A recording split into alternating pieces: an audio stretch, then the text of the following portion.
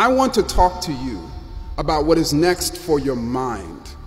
The point of my address is to ask you a very simple question. Are you an intellectual?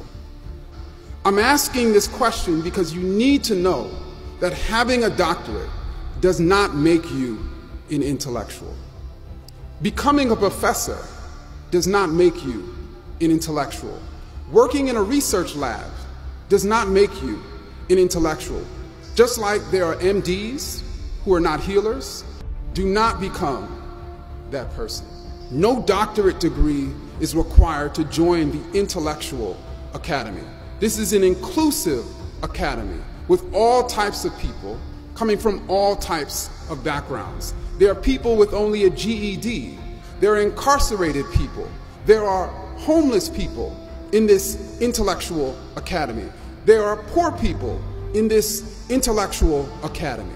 So when I say intellectual, I'm not referring to someone who knows a wealth of information.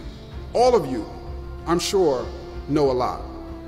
I do not measure a person's intellect based on how much a person knows. How much you know has no bearing on how much you are an intellectual. I define, and many others define, an intellectual as someone with a tremendous desire to know. Intellectuals have a tremendous capacity to change their minds on matters, to self-reflect, to self-critique.